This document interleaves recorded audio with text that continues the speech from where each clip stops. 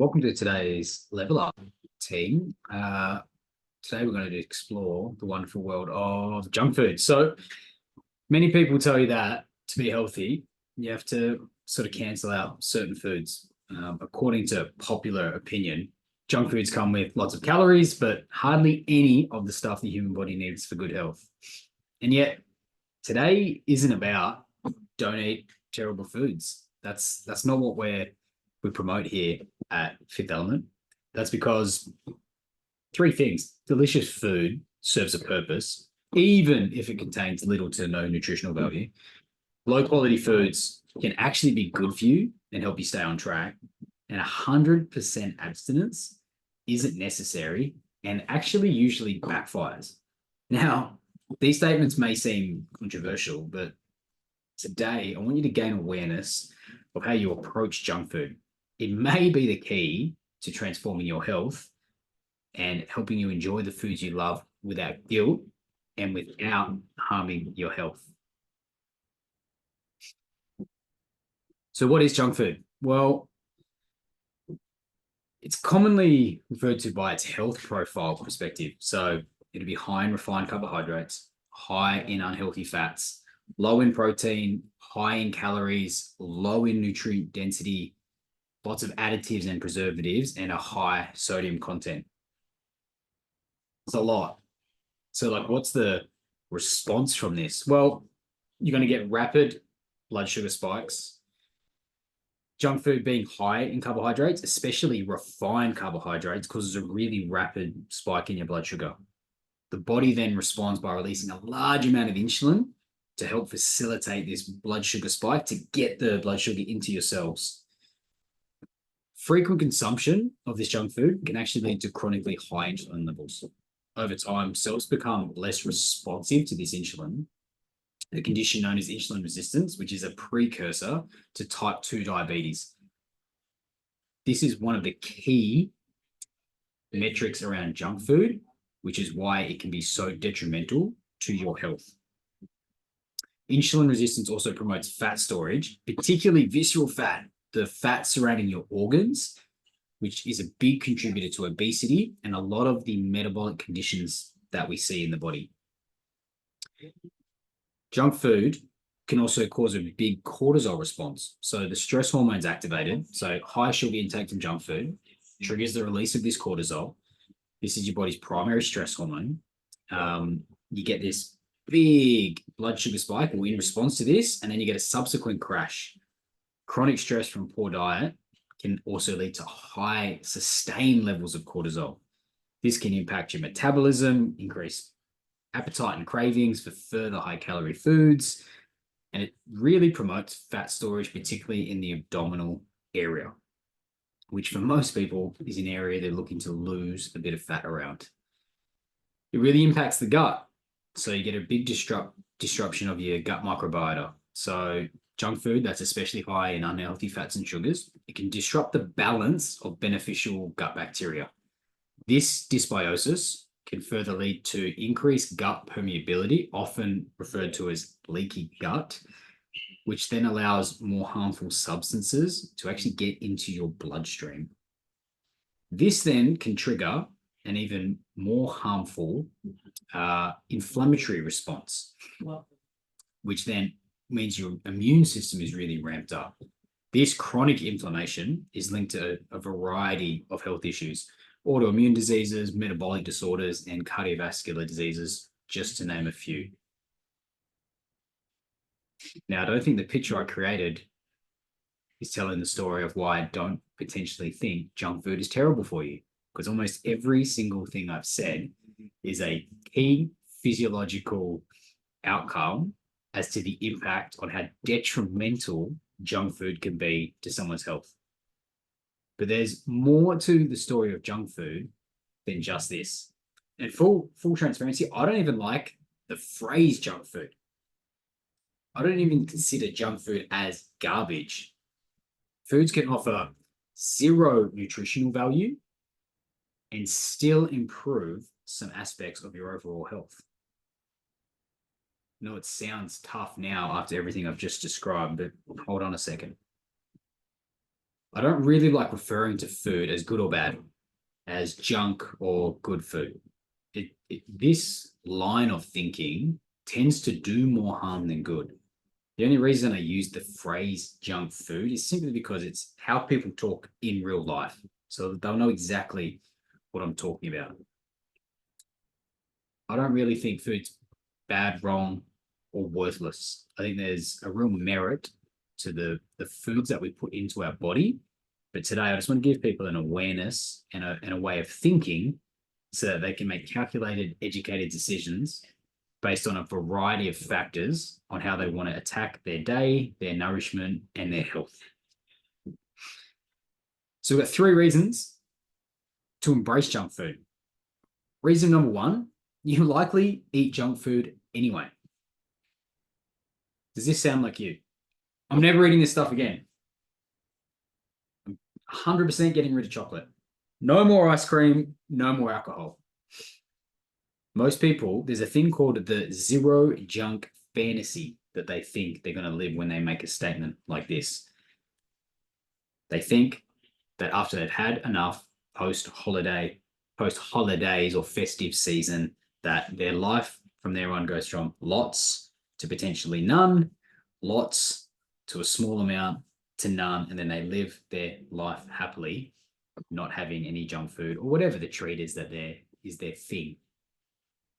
In reality, aiming for 100% self-restraint often looks more like the screw it cycle. You'll say maybe donuts is your thing. You'll say you'll never eat a donut again, and then you eat one. And that often leads to, screw it, just give me all the donuts. At some point, start of the month or any given Monday, you'll try it again with the declaration of abstinence, saying, I will never eat donuts again, and the cycle continues.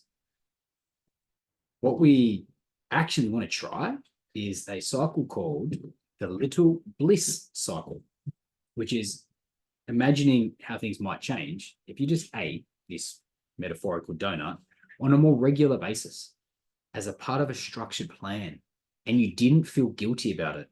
In other words, you welcome a little bliss into your life every single day or every other day. As you can potentially see, when you eat your favorite foods regularly and intentionally, you'll likely consume less of them when you do eat them, and you'll probably feel less defeated and less disparaged potentially from eating too much of them.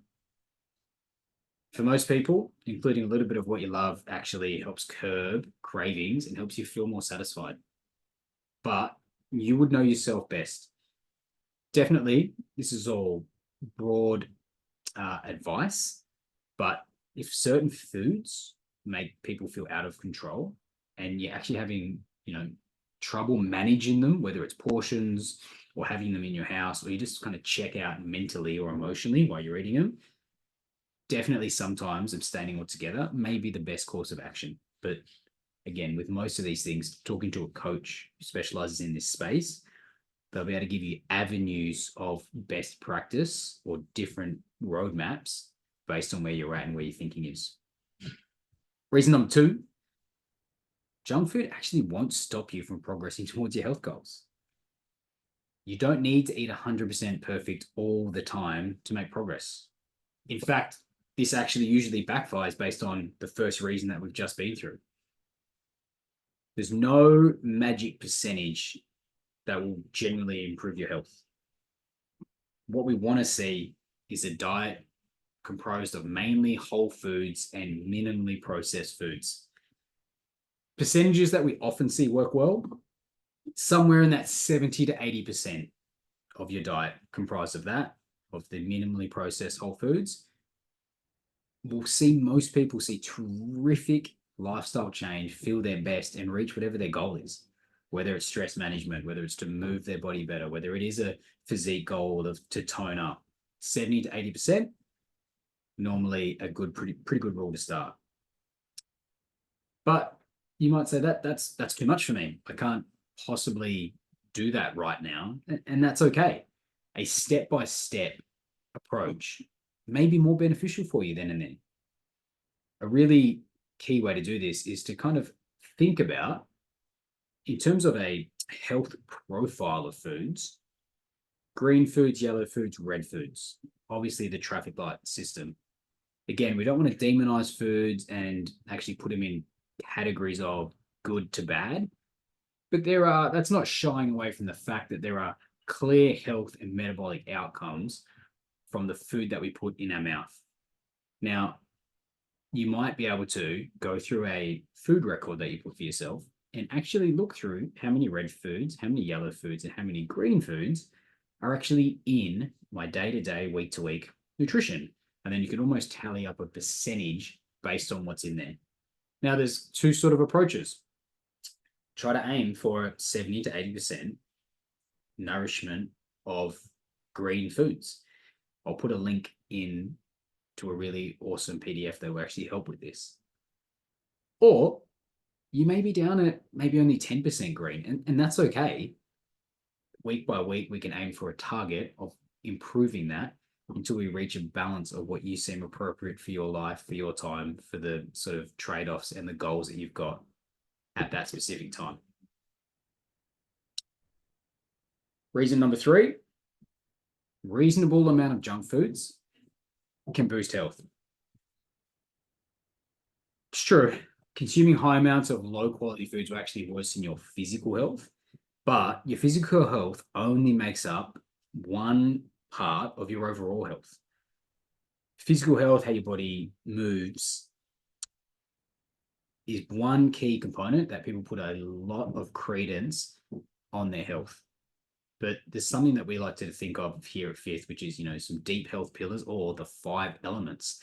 And that's obviously physical health, but it's also nutrition and nourishment. It's emotional well-being and mental well-being. It's your social relationships and your community and how fulfilled you are in life. And the reason that junk food can boost your health is because your health is more important or more diverse than just the physical pillar of your well-being. Now, let me explain. We need to think of your deep health as a battery pack. Some choices that we make and experiences charge our batteries, others drain them. If you charge more than you drain, you feel great, you feel energized. If you drain more than you charge, problems start to occur. Maybe it's health issues, maybe it's energetically, maybe it's injuries. There's a lot of things. Too much junk food over time can drain your physical health battery. So depending on how much you consume, low quality foods might bring brain fog, sluggishness, drain your mental battery. And this often comes with shame and guilt and frustration, which then sort of leads to draining normally your emotional battery too. However, if you make other choices, you sleep regularly, you manage your stress, you have a diet predominantly of whole foods, and you make sure you've got good social engagement, then this can help minimize the negative effects of the junk food on maintaining your overall health. Junk food can actually charge some of your other batteries when it's done intentionally. Intentionally meaning you eat the food on purpose, not just because it's there, with a sense of joy and contentment rather than guilt, and in an amount that actually aligns to your overall health goals, after weighing up and accepting whatever the trade-offs are to the decisions that we're making. And there's trade-offs to every decision that we make. Do all of that, and you might actually see an increase in your social health because you might be consuming food with a loved one or friends, and your emotional health because it helps you feel content, relaxed, and connected to things. So the results of ice cream or wine or pizza may actually boost overall health, even if it doesn't directly benefit your physical health, because the longevity and the lifestyle of health is actually comprised of all the deep health layers. And a lot of people think I need to get health over here, or physical health, external to everything else that's happening over here, when it actually needs to mesh up together to form a lifestyle. And if you form the lifestyle, then it becomes a habit that you actually have and default patterns that you actually adhere to, which set you up for a much more positive relationship with all the metrics of your health, which means it's much more sustainable in the long run. So a couple of tips around our junk food. Number one, design a system. Systems are just practice and rituals that align you with your actions and your intentions around a goal. So you may set your household up to set you up to win. So that you can, it's easier to eat intentionally and not impulsively.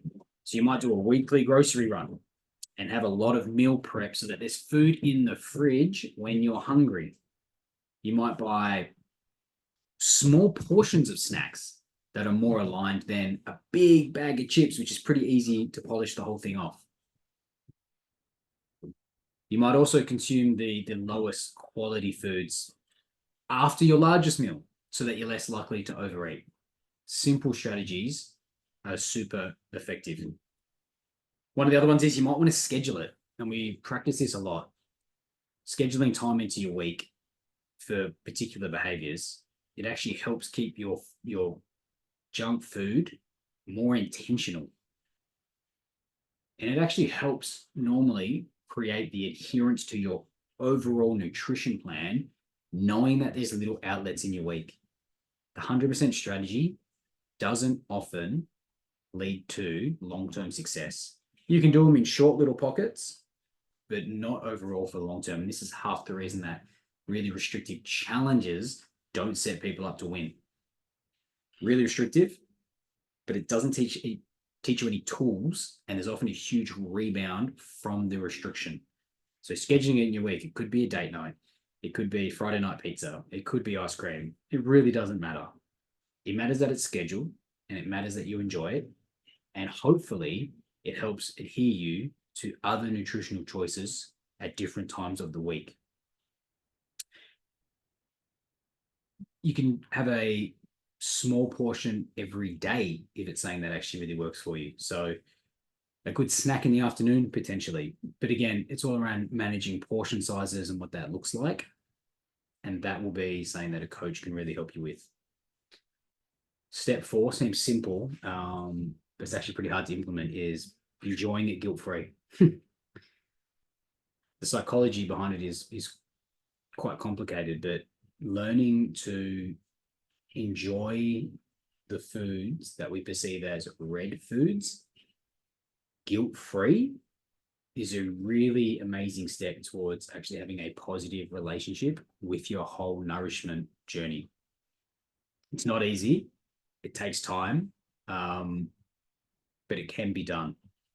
And I actually like to rephrase, if I'm doing green, red, green, yellow, red in terms of food, a lot of people think the green is clearly the most important. The 80% of your 100% of green is what actually dictates your health. I often think that the 20% or the 10%, whatever it is that you need for your balance in terms of the red to yellows, they might actually be the foundation that actually sets people up to win. They're the bedrock for people being able to nourish themselves with high fibrous vegetables, with good quality complex carbohydrates, with lean meats, comparatively to our junk food options. And I often think if those red bedrock pillars create the balance and hit enough of the deep health metrics pillars and recharge the batteries, it allows us to stick to the 80-70% of green, whole food, minimally processed foods that will nourish the body physiologically, but often doesn't hit some of these other pillars for people, especially early on their journey. And that's why I think the junk food aspect can truly, when implemented well and intentionally, and can change someone's mindset to how important it is in somebody's journey to their health, especially early on.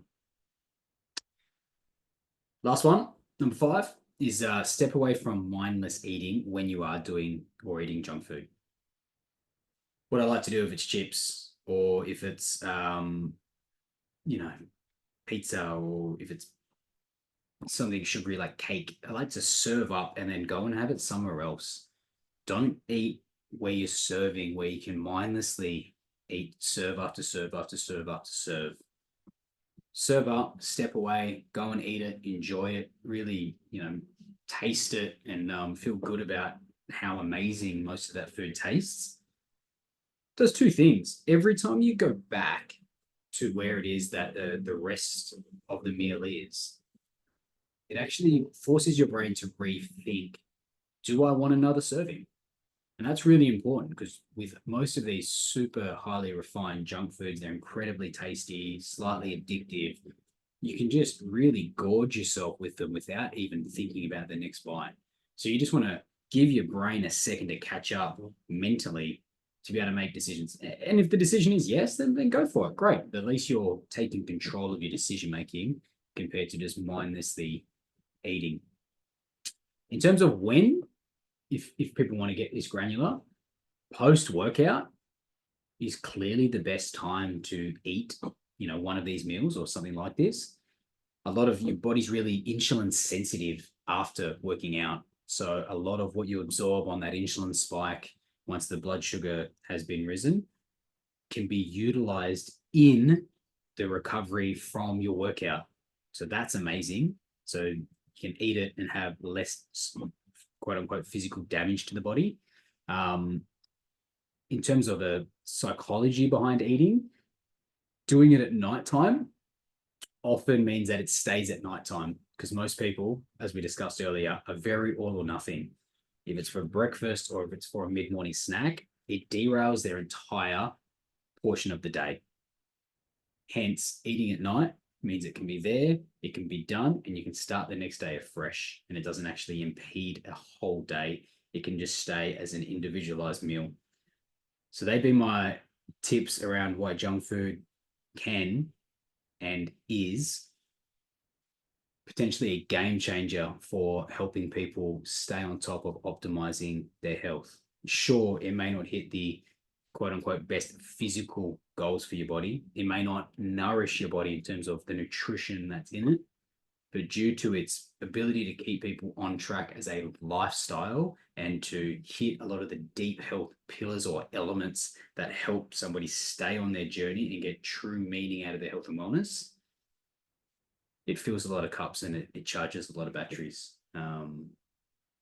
So the next time you're going for a meal or going for a treat, I want you to think of, how is this serving me on a greater purpose of pillars of health, and start to reframe our thinking around where certain foods fit into my lifestyle, to take full control over what we put in our mouths and how we nourish our bodies and the impact that this has on our overall health.